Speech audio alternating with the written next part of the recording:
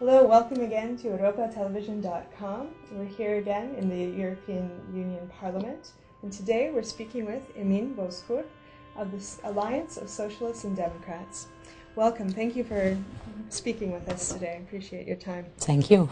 So to begin, I'd like to know, as a member of the Parliament, what is your vision of Europe? Broad question. Yes, a very broad question to begin with. Europe is, of course, a political project which started more than 50 years ago. And in the first place, Europe is important because it's based on fundamental values, fundamental freedoms.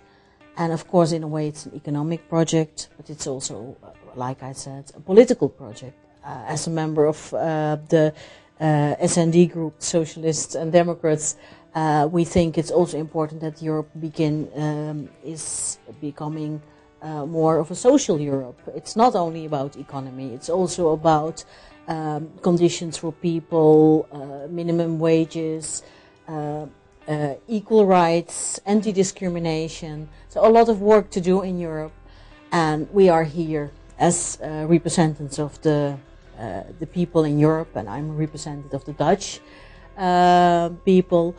We are here to represent 500 million citizens in Europe, which is not an easy task, but it's a lovely job. Why should they be involved and follow what happens here in the European Parliament? Because more than 50% of lawmaking, which is affecting people directly in their daily lives, is made in Europe. So not made in Holland, not made in Germany, made in Europe. Europe is, I think, a very good example, especially on the issues of fundamental values. I think our biggest or our most important export product are those fundamental values. If you look at enlargement, countries who want to become part of the European Union should adopt issues, rule of law, democracy, human rights, all that sort of things before they can actually become a member.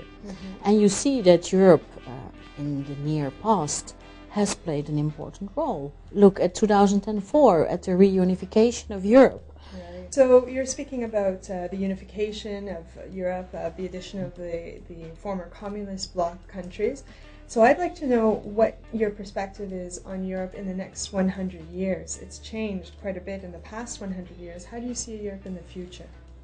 That's a difficult question because I'm not psychic. I don't have a crystal ball in which I can see what will happen in the next 100 years.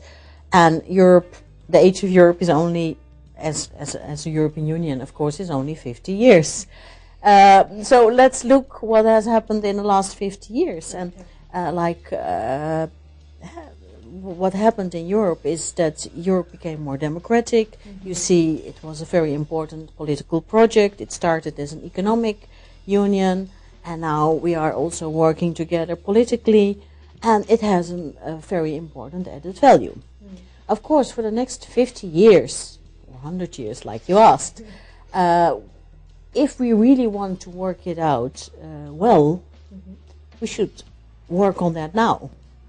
If you look at issues like climate, global warming, that sort of things, if we really don't want to be in a very bad position, our children, our grandchildren, in the next 100 years, we should work on it now. So we should do something to work on sustainability, on social values, on employment. Those things should be solved now. And if we don't work together on that issue, if we only let Europe be a sort of liberal or conservative project based only on the internal market, we're not going to achieve that.